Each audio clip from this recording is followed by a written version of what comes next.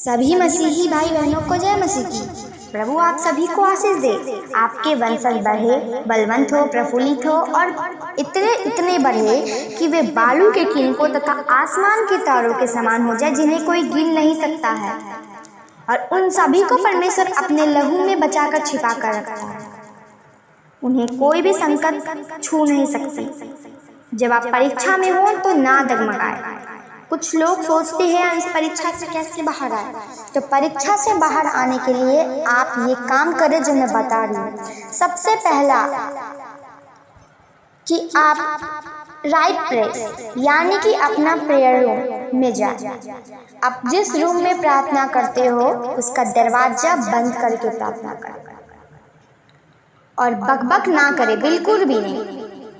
क्योंकि जब प्रार्थना 2 या 3 जन करते हैं तो परमेश्वर बीच में उपस्थित होते हैं।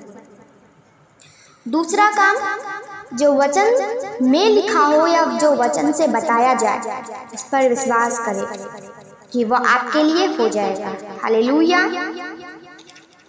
तीसरा काम, स्थिर रहना। परीक्षा में कुछ लोग जब पढ़ते हैं तो वे स्थिर नहीं रहते हैं, लेकिन आपको स्थिर रहना है। और चौथा काम, जब आप प्रार्थना करते हो तो पवित्र आत्मा को पुकारो, क्योंकि जब आप पवित्र आत्मा को पुकारते हो तो आप अन्य भाषा से परिपूर्ण हो जाते हैं। जब हम किसी एक चुंबक को दूसरे चुंबक यानी कि किसी एक मैग्नेट को किसी दूसरे मैग्नेट के पास ले जाते हैं तो वह पहला मैग्नेट या दूसरा मैग्नेट दोनों आपस में अट्रैक्ट होकर के चिपक जाते हैं। उसी प्रकार जब हम आत्मा पवित्र आत्मा से परिपूर्ण होकर के अन्य भाषाओं में बोलते हैं और परमेश्वर से विनतियां करते हैं तो वह प्रार्थना जाके परमेश्वर को हम लोगों के प्रार्थना की तरफ अट्रैक्ट करता है और परमेश्वर की नजरें उस पर टिक जाती है और परमेश्वर उस जो हमारे परेशानी के लिए हम प्रार्थना कर रहे हैं उस परेशानी को जड़ से उखाड़ कर फेंकता है। इसलिए आप ये काम हमेशा करें। हमेशा डगमगाना नहीं है आपको, हमेशा परमेश्वर में स्थिर रहना है। ये बात आप ध्यान में रखें। परमेश्वर का वचन सुनते रहे क्योंकि वचन में आपको हल मिल जाएगा। सारे जो हमारा मुसीबत है उसका हल वचन में लिखा है। अगर आप ध्यान से पढ़ोगे तो आपको समझ में आ जाएगा कि किस मुसीबत का हल कौन सा वचन है। तो आज भी मैं परमेश्वर का पवित्र वचन लेकर आपके सामने आई हूँ। मैंने आपको बताया ना, जो वचन में लिखा है उस पर विश्वास करें। उसी प्रकार से आज का वचन हमारा यह है कि हम मसीह पे विश्वास करें, क्योंकि वचन में तो मसीह के बारे में भी लिखा है, तो हम उस पर विश्वास करें। आज का वचन है क्या? 1 कुरिन्थियों 15 का 12 आए। हमारा पुनरुत्थान। इसीलिए जबकि मसीह का यह प्रचार किया जाता है कि वह मरे हुओं में से जी उठा, तो तुम में से कितने कैसे कहते हैं कि मरे हुए का पुनरुत्थान है ही नहीं? यदि मरे हुओं का पुनरुत्थान है ही नहीं तो मसीह भी नहीं जी उठा। और यदि मसीह नहीं जी उठा तो हमारा प्रचार करना भी व्यर्थ है और तुम्हारा विश्वास करना भी व्यर्थ है। वन हम परमेश्वर के झूठे गवाह ठहरे, क्योंकि हमने परमेश्वर के विषय में यह गवाही दी कि उसने मसीह को जिला दिया, यद्यपि नहीं जिलाया।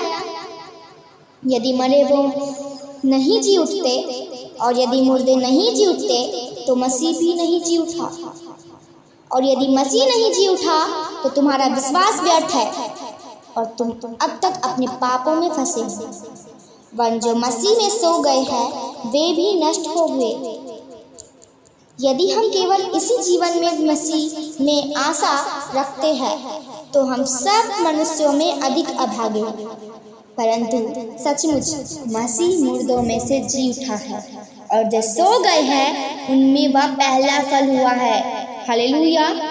क्योंकि जब मनुष्य के द्वारा मृत्यु आई तो मनुष्य ही के द्वारा मरे हुओं का पुनरुत्थान भी आया। और जैसे आदम में सब मरते हैं वैसे ही मसीह में सब जिलाए जाएंगे, परंतु हर एक अपनी बारी से। पहला फल मसीह, फिर मसीह के आने पर उसके लोग, इनके बाद अनंत होगा।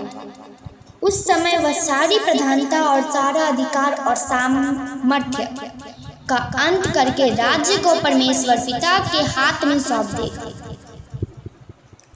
क्योंकि जब तक वह अपने बैरियों को अपने पांव तले ना ले आए तब तक उसका राज्य करना आवश्यक है। सबसे अंतिम बैरी जो नष्ट किया जाएगा वह मृत्यु है, क्योंकि परमेश्वर ने सब कुछ उसके पांव तले कर दिया है। परंतु जब वह कहता है कि सब कुछ उसके अधीन कर दिया गया है, तो प्रत्यक्ष है कि जिसने सब कुछ उसके अधीन कर दिया है वह आप अलग रहा। और जब जब कुछ उसके अधीन हो जाएगा, और जब सब कुछ उसके अधीन हो जाएगा, तो पुत्र आप ही उसके अधीन हो जाएगा, जिसने सब कुछ उसके अधीन कर दिया है, ताकि सब में परमेश्वर ही सब कुछ हो। नहीं तो जो लोग मरे हुओं के लिए बपतिस्मा लेते हैं वे क्या करेंगे? यदि मुर्दे जी उठते हैं ही नहीं, तो फिर क्यों उनके लिए बपतिस्मा लेते हैं? और हम भी क्यों उस घड़ी जोखिम में पड़े रहते हैं? हे भाइयों, मुझे उस घमंड की शपथ जो हमारे मसीह यीशु में है, मैं तुम्हारे विषय में कहता हूँ कि मैं प्रतिदिन मरता हूँ। यदि मैं मनुष्य की रीति पर इफिसुस में वन पशुओं में लड़ा हो, तो मुझे क्या लाभ हुआ? यदि मुर्दे जिलाए नहीं जाएंगे तो आओ खाए पिए, क्योंकि कल तो मर ही जाएंगे। धोखा ना खाना, बुरी संगति अच्छे चरित्र को बिगाड़ देती है। धर्म के लिए जाग उठो और पाप मत करो, क्योंकि कुछ ऐसे हैं जो परमेश्वर को नहीं जानते। मैं तुम्हें रजित करने के लिए यह कहता हूँ। हालेलुया। यह बात कहा गया था जब इज़राइल जो है, जो परमेश्वर का जो प्रजा है, वह जब तितिर बितिर हो गई थी, जब प्रभु के आज्ञाओं से तितिर बितिर हो गई थी, तब यह बताया गया था, लोगों में यह हो गया था कि पुनरुत्थान नहीं होता है। अगर पुनरुत्थान नहीं है तो मसीह भी नहीं है।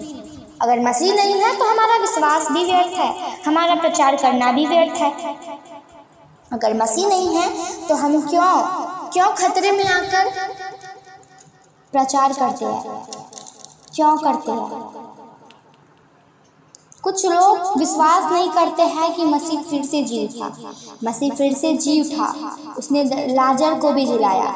अगर आदम के वंश में सिर्फ मृत्यु है, आदम जो है उसके तरफ सिर्फ जो आदम है, मतलब मनुष्य में सबसे पहला व्यक्ति आदम था, वह भी मरा। उसके पीछे उसके वंशज जो हम सब है वो भी मर रहे हैं।